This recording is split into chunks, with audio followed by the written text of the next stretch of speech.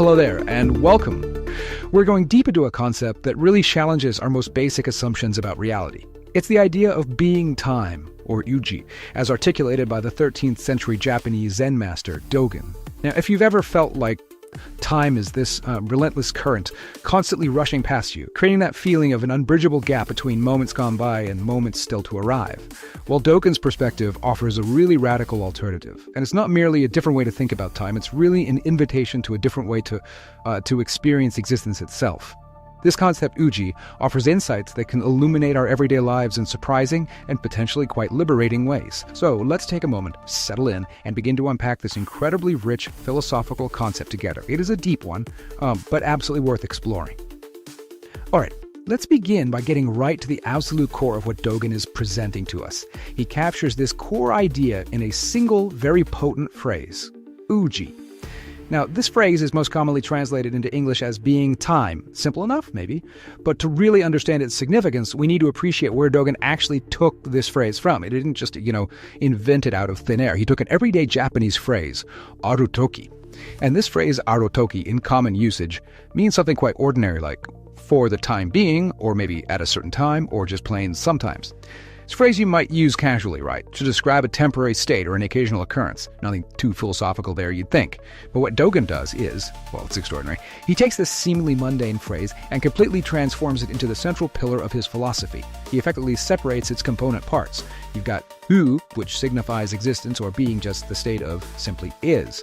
And then there's jei, which means time or occasion, the temporal dimension, the moment itself. By explicitly combining these two elements as uji, Dogen is doing more than just a grammatical exercise. He's making a profound philosophical statement. He's signaling the absolute non-dual intimacy, the fundamental inseparability of existence and time. They're not two distinct things that just happen to interact. Or, one container of time holding another thing, be. No, for Dogen, they're fundamentally one and the same reality. Time is being, and being is time. They're like the warp and weft of the single fabric of reality, inseparable. This concept of uji becomes this all-encompassing idea in Dogen's teaching. It bundles together every single aspect of reality, every experience, every phenomenon into this single unified concept. Everything that is in its entirety is time. And all time in its unfolding is being. This perspective is. It's a radical departure from the common sense way we usually see the world, where we tend to separate things from the time they occur in. Dogen insists they are intrinsically non-dually linked. When you are time. When there is time, there is being. They are one single occurrence. So how does Dogen help us grasp this total reality that is being time? It sounds quite abstract, doesn't it? Well, he introduces us to what he calls Dharma Positions, or ju-hoi. Now, think of these not just as static points or objects, but as unique particular moments, specific manifestations of reality, distinct events or situations that serve as perfect illustrations, as vivid examples of the totality of being time. And these aren't just abstract concepts. Dogen provides very concrete and evocative examples drawn from all sorts of aspects of life in Buddhist cosmology. He speaks of standing on the highest mountain peak. Now, this isn't just about the physical location, obviously. It's the moment of standing on the peak, the being of that experience, the totality of mind, body, environment, all coalescing as that moment. And he contrasts this with proceeding along the bottom of the deepest ocean. Another complete moment of being, but in a vastly different context, right? Different experiences, different sensations. These examples immediately ground the abstract concept in physical reality, but they also point beyond just the physical. Dogen also includes examples that are symbolic, drawing from Buddhist iconography and even just everyday life. He mentions a being with 3 heads and 8 arms. Now, in Buddhist imagery, this often symbolizes powerful states, sometimes wrathful or deluded states, maybe embodying anger or attachment or specific spiritual obstacles. The point here is that even states of delusion, even intense mental or emotional activity, are also manifestations of being time. They aren't outside of it. And he contrasts this with an 8 or 16-foot golden body. This symbolizes a Buddha, right? An enlightened being. So enlightenment too is a Dharma position. It's a manifestation of being time. Then, moving to more mundane objects, he includes things like a staff or a whisk. These are common symbols of a Zen teacher, representing their authority or their activity. These simple objects, just in their function and their presence, are also instances of being time. Similarly, a pillar or a lantern, things you often find at a monastery, serve as symbols of the environment of practice. They are present, they exist as time. Then Dogen brings it right down to earth, to everyday humanity. he talks about common, ordinary people, referencing the sons of Zhang and Li, which is kind of like saying every Tom, Dick, and Harry, just regular folks living their lives. Their being, their everyday existence, is also being time. And finally, he encompasses the vastness of the perceived world, the earth and the sky. These fundamental elements, in their immense scale and presence, are included in the scope of being time. Everything is. Now, the crucial point here is that Dogen applies that original phrase, for the time being, or autotoki, to all of these examples. Standing on the mountain peak is for the time being. Being a Buddha is for the time being. Being an everyday person is for the time being. But as we established, this transformed phrase uji isn't just describing a temporary state within time. It means that time itself is being in each one of these specific situations. The mountain peak is time being. The three-headed demon is time being. The pillar is time being. And conversely, all being in whatever specific form it takes, whether it's the mountain climber, the Buddha, the pillar, or the common person, it is time within that specific situation. What makes these examples so powerful is how they demonstrate that being time is simultaneously particular and universal. Each situation, each Dharma position, is unique and distinct. Climbing a mountain is obviously different from being a pillar. Yet, each distinct situation is a complete manifestation of the totality of being time. And this is where Dogen's understanding really aligns with that deeper Buddhist insight that each grass, each form is the entire earth. Each specific moment, each specific thing isn't just a fragment of the whole, it is the whole, a complete unadulterated expression of the universal reality in that single instance. Studying these specific instances, these Dharma positions with open awareness, well, that's presented by Dogen as the very beginning of the path. It's the essential practice. It's about learning to see the universal, the total reality of being time, revealed perfectly and completely within the most particular everyday phenomena, right here and right now. Now let's consider our ordinary everyday perception of time for a moment. For most of us, I think time is experienced as a linear progression, right? We see it as a line stretching out endlessly. There's a past that has already vanished behind us. Then there's the present moment, which feels frustratingly fleeting, just a tiny sliver between what was and what will be. And then there's a future that hasn't yet arrived, lying somewhere ahead. It's a framework of distinct points or segments strung out in sequence. Dogen takes his conventional sequential view head on, and he challenges it profoundly. He sees this linear perception, particularly as it functions in our practice and our understanding of reality, as something that can actually impede deeper insight and spiritual realization. When we think of time as merely passing away or flying by, always moving away from us, he suggests that we are subtly, or perhaps not so subtly, separating ourselves from it. We create a conceptual distance between me and time, as if time is something happening to us or around us, rather than being something we fundamentally are. And that conceptual separation, that dualistic view, prevents us from fully and clearly understanding the non-dual reality of being time. So Dogen offers a truly radical and frankly mind-bending alternative. From the perspective of being time, the past, the present, and the future are not distinct, separate points strung out on that conceptual line. They are all, in some fundamental, profound sense, present in this very moment. Now, this is a difficult idea to grasp with our usual linear thinking minds. It takes some sitting with. He uses a vivid and personal example, having climbed mountains and crossed rivers. He says, when you were doing that, when you were hiking up the slope, when you were wading through the stream, you were entirely present. Your whole being was engaged. Time wasn't something separate from you then, rushing past you as you climbed. You were climbing, and that climbing was the time. You were crossing the river, and that crossing was the time. And crucially, he says, that moment of climbing, that moment of crossing, is the time being right now. It's not simply something that you've left behind, like a physical place you've departed from. The conventional view tells us, okay, I was there in that past moment, and now I am here in this present moment. The time of there is gone. Dogen says, no, it's not that simple. That past moment, that experience of being fully present while climbing, is time being itself. And because you're present in that moment, because your being was fully engaged, time did not, could not, just go away or vanish into the past. That moment of being time, that climbing being, is still present as being time. It's a profound and challenging shift in perspective, really. It reorients our understanding of reality entirely to the absolute, undeniable immediacy and richness of the present moment. Understanding that the present moment isn't just a fleeting speck, but actually contains the totality of past, present, and future within it. A key quality that Dogen attributes to this unified reality of being time is what he calls flowing. This is translated from the Japanese word Kyōraku. Now, When we hear flowing, we might immediately think of movement from one point to another, like water flowing down a riverbed or time flowing forward on a calendar.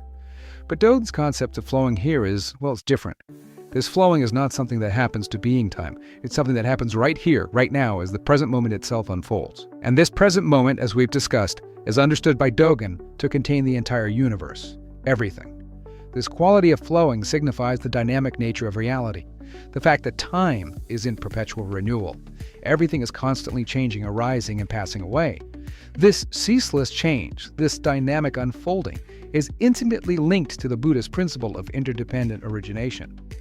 That's the understanding that all things arise and fall away based on causes and conditions, and that nothing exists in isolation, independently.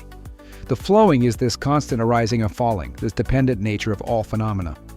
To emphasize the non-linear and radical nature of this flowing, Dogen uses some expressions that sound quite counterintuitive to our conventional minds.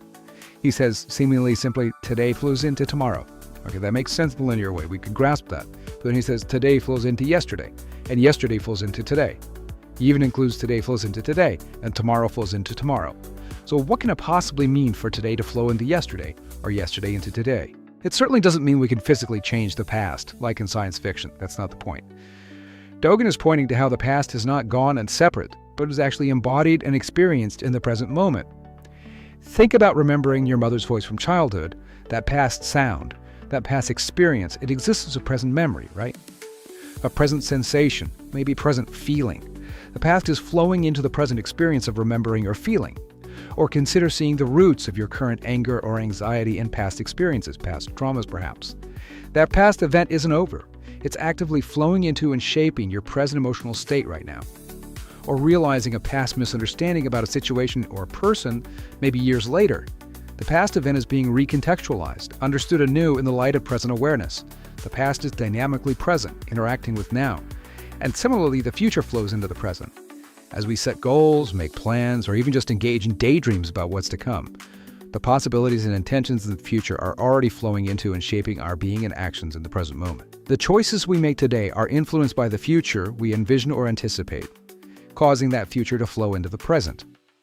Dogen explains that because this flowing, this Kyōraku, is a fundamental quality of time itself. These moments of past, present, and future don't simply overlap or line up neatly side by side like frames in a film. It's not sequential like that. Each moment, while distinct and unique in its specific manifestation, is intrinsically connected in this continuous yet always renewing flow of being time.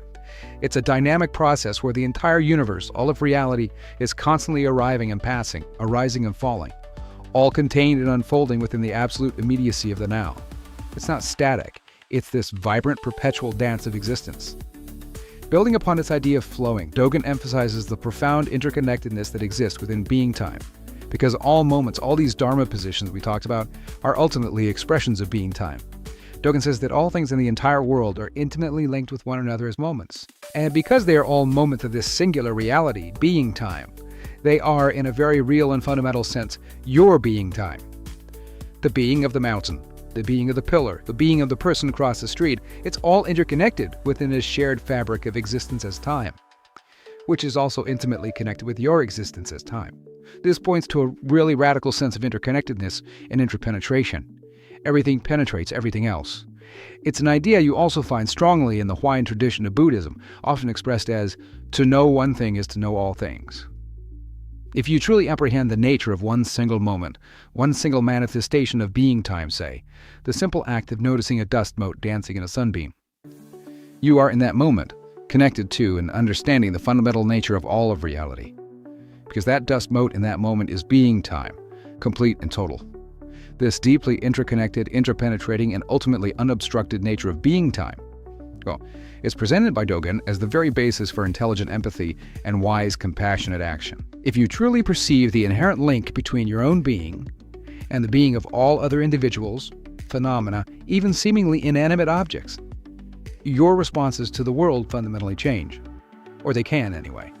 You start to see yourself not as an isolated entity separate from everything else, but as an integral, inseparable part of this vast, dynamic, interconnected whole. Dogen reinforces this by stating that each blade of grass and each physical form is the entire earth, and each moment is all being, the entire world. There is no being, no world, no part of reality that is excluded from or left out of the present moment of being time. Every single thing that exists, every single experience, is a complete and total manifestation of this fundamental reality. Now, accepting this presents a significant challenge, doesn't it? Because being time, in its totality, includes everything. It includes the things we desperately want, the experiences we find pleasurable, the people we love. That's easy enough to accept. But it also includes, and importantly does not exclude, the things we find difficult.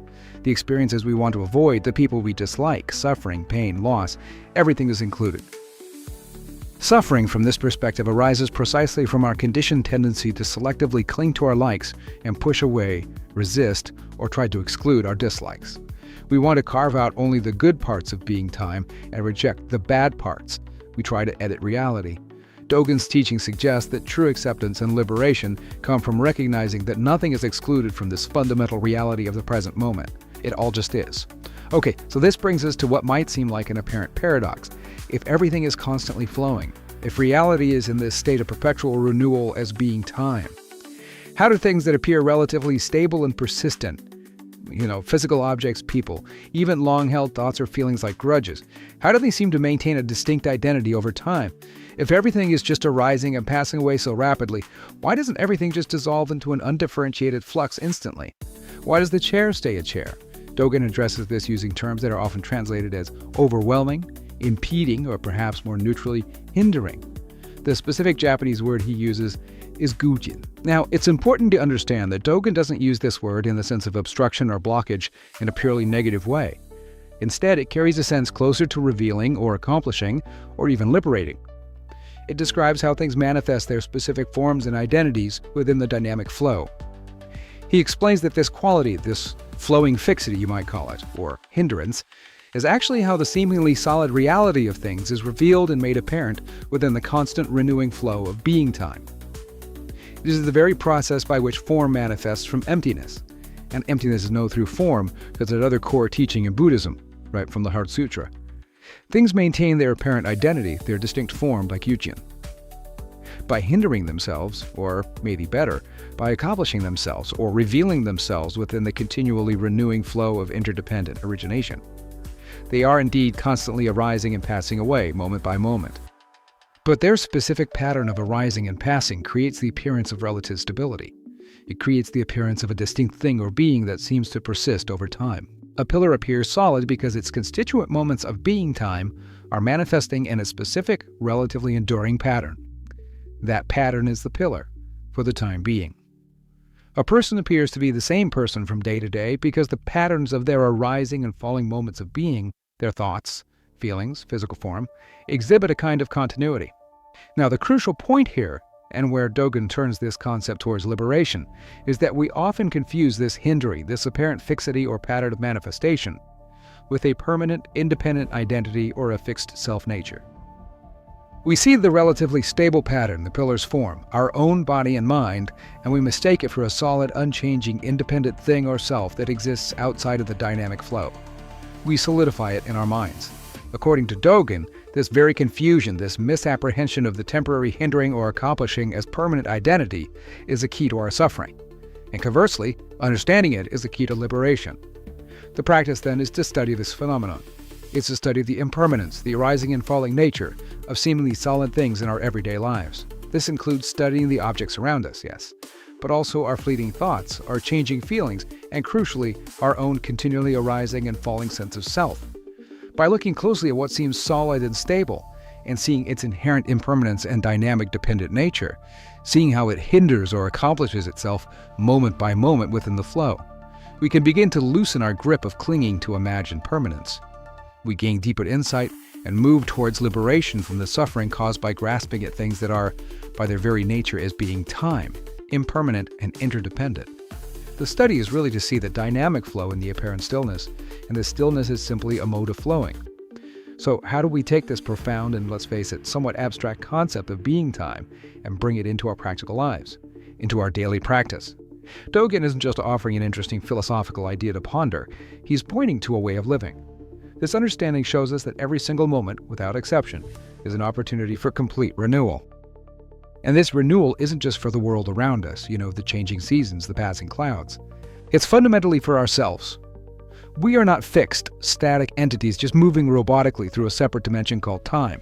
We are, ourselves, constantly reforming, arising, and falling away in each moment, just like everything else in the universe. We are part of the flow. This understanding presents us with a profound choice in every moment, really a constant choice. We can choose to replay old patterns of thought and behavior. We can choose to revisit the same internal battles, clinging fiercely to our fixed ideas of how things are or how they were. We can choose to live as if we are a solid, unchanging self, interacting with solid, unchanging objects in a neat, linear timeline. That's one way. Or we can begin to recognize the dynamic nature of our own being and the reality we inhabit. We can begin to let go of our attachments to those fixed ideas and allow ourselves to reform, to renew, moment by moment, in alignment with the actual flow of reality. This internal reformation, this change in our being and our way of apprehending and interacting with the world, it naturally influences the situations and people around us because we are all interconnected parts of being time. Dogen contrasts the problematic approach, envisioning a static world where things and people are fixed and unchanging, which inevitably leads to clinging, resistance, and suffering. He contrasts that with a liberative approach, which is actualizing being time. And actualizing being time isn't about thinking about it intellectually, it's about enacting it, embodying it, living as the dynamic flow of reality itself. His instruction is deceptively simple, yet utterly profound. He says, just actualize all time as all being, there's nothing extra. This means fully being present in the current moment, accepting it exactly as it is, because that moment is, in fact, the entire universe in its totality. A complete and perfect manifestation of being time.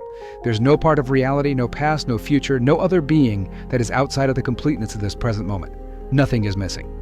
Dogen uses a vivid image to describe this state of full presence, of vigorously abiding in each moment as being time. He references kapatupachi. This is an onomatopoeic word, apparently, representing the sound and image of a fish leaping clear of the water. Imagine that moment. The fish is fully, completely dynamically present, suspended for just an instant between water and air.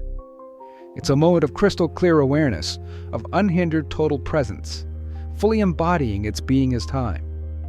This is the quality of presence we aim to cultivate.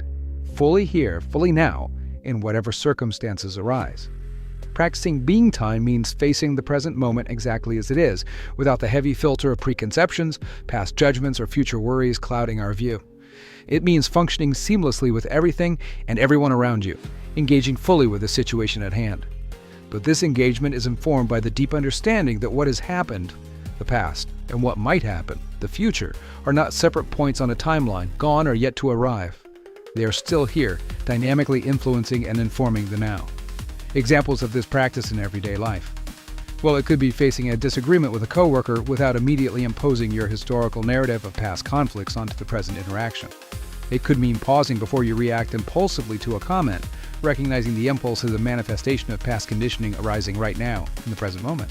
It could mean understanding the complex link between your present emotional state and past experiences, seeing how the past is flowing into the now, and thereby gaining insight and maybe some freedom. It's really about inhabiting the fullness of the present, understanding its dynamic, interconnected, and all-inclusive nature. Now, this understanding of being time is absolutely foundational to one of the core teachings of Zen Buddhism, particularly within Dogen's Soto school. That's the teaching of practice enlightenment, or the idea that practice is enlightenment. Being time provides both the theoretical framework and, importantly, the experiential ground for this radical idea. Dogen says the way-seeking mind arises in this moment, and concurrently, a way-seeking moment arises in this mind. Initially, this might seem straightforward, okay, you decide to embark on the spiritual path, and that decision, that thought happens right now. Makes sense. But Dogen takes this much, much deeper. He states, it is the same with practice and with attaining the way. This means that practice, the activity of engaging with the path and attaining the way, the realization of enlightenment, are not sequential steps. One doesn't lead to the other at some distant point in time. They are simultaneous with the moment itself. They happen together. This radically shifts the conventional perspective, doesn't it? Instead of seeing a separate struggling self diligently practicing in order to achieve enlightenment or liberation or awakening at some future point, Dogen presents it as a moment of practice arising in enlightenment. Enlightenment isn't a far-off goal out there or down the road in the future. In this view, enlightenment is understood more as the duration, the context, the fundamental reality of our lives themselves. It's the vast enlightened context of reality as it is. Within this fundamental, all-encompassing context of reality as enlightenment, moments of practice naturally spontaneously arise. It's not then a separate self somehow forcing enlightenment into being through sheer effort alone. Rather, it's the fundamental reality itself, sometimes called bare dharmas, just reality unadorned by our concepts naturally bringing forth the activity of practice. Practice is simply how enlightenment expresses itself through us in the moment. And this transformative understanding applies regardless of the specific conditions of your practice or your life. It's always true. It holds true whether you are sitting in quiet meditation with a mind that feels settled and clear, experiencing moments of peace or insight. Those moments of clarity are manifestations of being time, arising in enlightenment. But it also holds true when you are struggling intensely with difficult emotions, persistent thoughts, or challenging life circumstances. Both the three-headed demon of delusion may be embodying intense suffering or negative states, and the 16-foot golden Buddha of enlightenment, embodying awakened wisdom and compassion. Both are seen as equally valid manifestations of being time in our everyday lives. They're not fixed states that exist somewhere outside the present moment of reality. They are impermanent expressions, arising and falling away within the continuous enlightened context of being time. The practice is simply to fully inhabit the reality of the moment, whether that moment feels like the demon or feels like the Buddha. Both are being time. To help us further grasp this unique concept of flowing, Dogen returns to a relatable analogy, the analogy of spring. He explains that when we think of spring, we often think of it as a period of time, right? A season that begins at a certain date and ends at another, moving linearly from, say, March to June. But Dogen suggests a different way to understand it. Spring, he says, isn't just a linear process moving from one chronological point to another. Spring is, in essence, a collection of characteristics that appear together. The days getting longer, the flowers beginning to bloom, the trees budding, the prevalence of rain, the gradual warming of the air. These diverse characteristics, arising and appearing together, are what we collectively name spring. Dogen uses some intriguing phrasing here. He says that spring flows through spring and flowing occurs throughout spring. What does this mean? It means that the dynamic quality of flowing, of arising and passing, is inherent to the season itself. It's not something happening to a static entity called spring. Spring isn't a fixed container that flows. Spring is the flowing. And this flowing, this totality of characteristics and dynamic change, is completed, made whole and entire, at just this moment of spring. The current moment is spring. There's no underlying fixed essence of spring that exists independently somewhere outside of the present moment. There is only the flowing, the dynamic arising and passing of the characteristics that we identify as spring. The warmer air flows into the blooming flower, the longer day flows into the gentle rain. It's all interdependent, all flowing together as the season. Dogen encourages us to study this flow, this dynamic process of arising and falling that constitutes something like spring, or anything else for that matter. To study it without imagining an objective, unchanging reality existing somewhere outside of ourselves. And also to study it without thinking of ourselves as separate observers, simply moving through countless eons of external time. The studies of the flow itself, the inherent impermanence and dynamism of what is appearing right now in the present. Because this flowing, this constant renewal characterized by impermanence, is the fundamental nature of being time. Dogen shows us that this very dynamism, this very impermanence, is the enlightenment that is available to us. It's not something we attain by somehow stepping off the linear path of time. It's available right here, right now, in this very moment. Whether that moment is characterized by the fresh green of spring, the heat of summer, the colors of autumn, or the stillness of winter. The constant arising and falling is the enlightened nature of reality, always present, always accessible. So to bring our exploration of being time to a close, let's consider Dogen's final instruction from this teaching. It's presented as an invitation, really, a directive for practice and understanding. He tells us that to study thoroughly coming and going is essential. This refers to the ceaseless arising and falling away of all things, the impermanence of phenomena, and crucially, the impermanence of our own sense of self.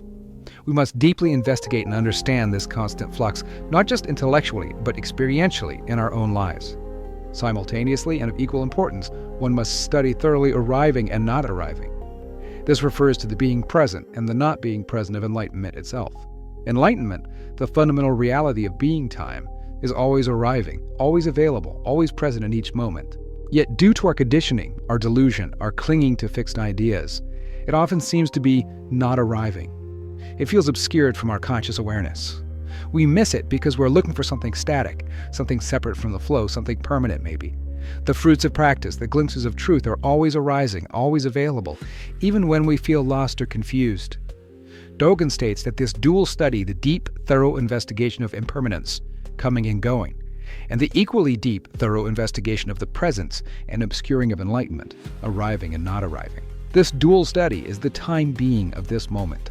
All these aspects, the impermanent nature of everything, the ever-present availability of enlightenment, and the practice of investigating them, they are functioning seamlessly together, interconnected and simultaneous within the reality of this very moment. And this is true whether we are fully aware of it, whether we realize it or not. It's just how things are. This ultimately is the essence of Zen practice as Dogen presents it. It's not about trying to create something that isn't there, or achieve some special state that is external to our current reality. It's about actualizing our practice, our sitting, our walking, our daily activities in order to confirm, to deeply know and experience the enlightenment, the fundamental truth of being time that is already inherent, already completely available, already functioning perfectly in every single moment, to seek it, to know it experientially, and to study it continuously. That is what it means in Dogen's profound sense, to time be. So what does Dogen's challenging yet ultimately liberative concept of being time invite you to contemplate as you go about your life? It asks us to radically shift our most ingrained perception. It urges us to move from seeing time as a linear external force that we are merely passive passengers within, to recognizing it as the very fabric of our existence, inseparable from everything we are, everything we experience, and everything that is. It's a dimension of reality that isn't reserved for some future attainment, but is available for deep realization and complete immersion, not at some point down the road, but right here, right now, in the full dynamic reality of every single moment. Consider again, perhaps, those dust motes you might see dancing in the sunbeam. Are they simply tiny objects existing within time, moving from one point to another? Or are they, in that single, fleeting, interdependent moment of their dance, time itself? A perfect, complete, though transient revelation of the vast, interconnected reality of the entire universe. It's a question worth holding, maybe worth studying, as you move through the remaining moments of your day, perhaps seeing them anew not just as moments in time, but as time itself. Thank you for joining me for this deep dive into Dogen's profound concept of being time.